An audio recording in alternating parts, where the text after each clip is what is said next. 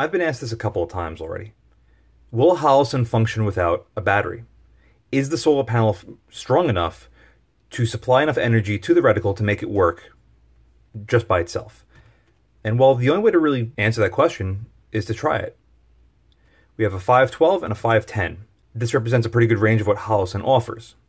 We're going to start with the 512, which is a gold dot model, and just to make sure that it is working, there you go.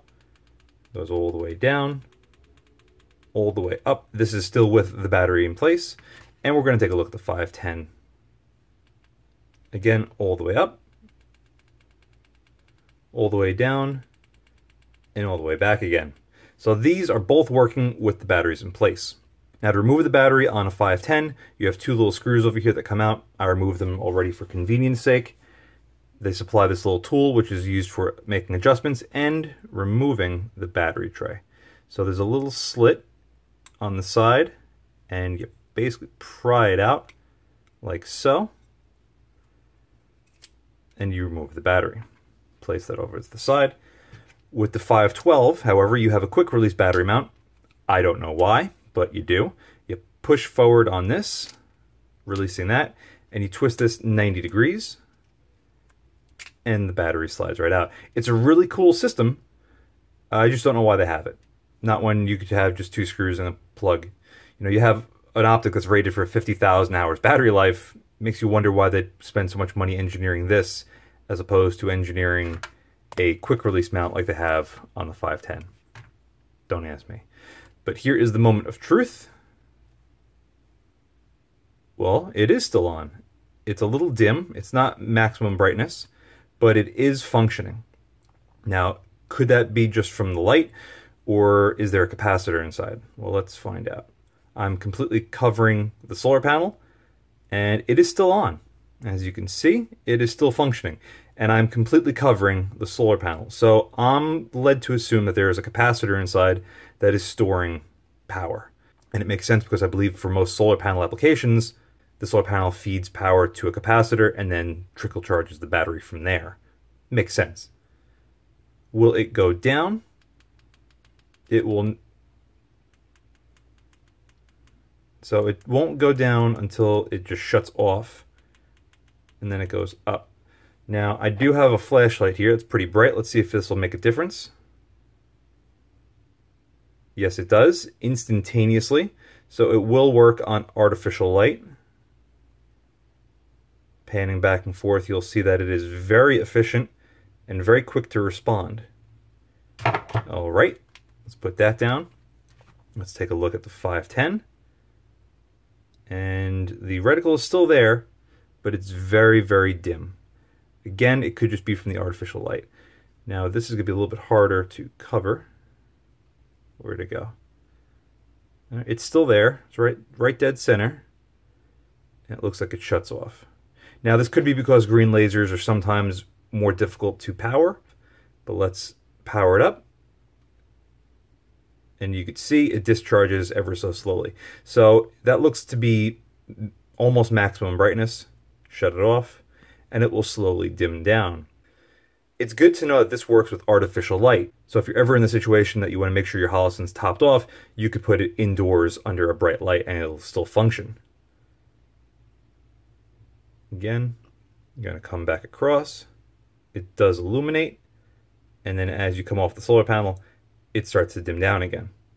Now, as you can see, it doesn't stay too bright for too long, and that's because it is sucking a lot of power through it. Now, this is under artificial light, obviously. What happens when we go outside and test it in direct sunlight and in indirect sunlight?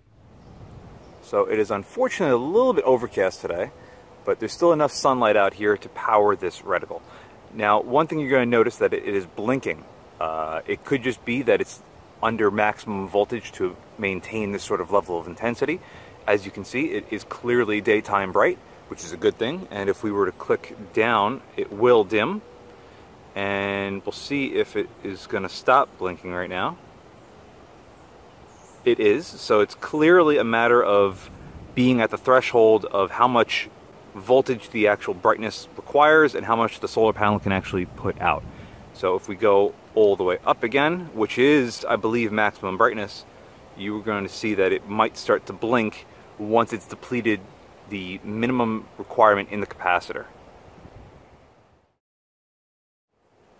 Or not. I've been here for about a minute, it hasn't started blinking yet, but let's see what happens when I put a little bit of shade over it in the form of my hat. The reticle does dim down automatically, and it's still very usable as far as the brightness level goes. So needless to say, the solar panel on this 510 model anyway works extremely well, and we are nowhere near maximum levels of daylight. If it was direct sunlight, I don't see any problems with this thing maintaining maximum brightness for as long as you were in daylight. And as you can still see, it's not blinking anymore, and we are at maximum brightness that it will allowably go. So that is extremely impressive. And just to prove that there is no battery in it, there is no battery in it. Let's see what the 512 does. So right off the bat, you're going to see that it is blinking just like the 510 did. And we're going to now lower the brightness on this, see what happens. It looks like it jumped a couple there. Let's bring it all the way back. It is still blinking. I did just take this out of my pocket, so let's give it another minute or so to charge up and see what it does. Alright, power on. And it is solid. Let's try to go any brighter. That is maximum brightness. Let's see if it'll step down. It does. And obviously the lower we go with that, the less it's going to drive from the solar panel. So that is maximum brightness. And the nice thing about this is, considering the solar panels are on top of this enclosed case, I don't have to worry about blocking the emitter with my hand. Instantaneous reaction. Covering up half the solar panel does not allow it to maintain daytime bright, or at least maximum bright in this case, but it's still visible even if you were to be in very cloudy conditions. So I think it's safe to say that the solar panel is more than capable, even in non-direct sunlight on an overcast day, it is more than capable of keeping the reticle at maximum brightness, which is fantastic. And again, just to prove that this does not have a battery in it,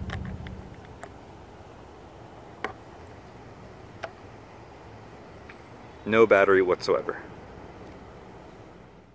So will a Holosun run without a battery? I think it's safe to say that yes, it will. It's been a couple minutes since I've come inside, and you could just make out the reticle right there, but it is starting to flash. Let's see if we can lower it down a little bit to the point where it doesn't. No, it will not. It's just a little bit too dim as far as the lights that I currently have, but again, with a flashlight, it comes on maximum brightness. And the only reason why it's still flashing is because it's just underneath threshold voltage, but I'm sure if we kept that there for any length of time, it would certainly clear that up. The same thing goes for the 510. It is still illuminated, but it is flashing because the capacitor is losing voltage. But with a flashlight, it still comes back to life. To answer the question, will Holosun work without a battery? The answer is a resounding yes. I hope you found this video informative. A huge thank you to Patreon provider Scott for sending these over. We've all been kind of curious about whether Holosun will work without a battery. If you're fortunate enough to have one and found it in your own testing, please leave a comment down below. I'm curious to see what your results would be as a result. And just in case anyone has any questions, these both technically have the same size solar panel. It's just on the 512 it is split up into two different strips, and on the 510 it's one big gang block. Again, thank you all very much for watching. See you again next time.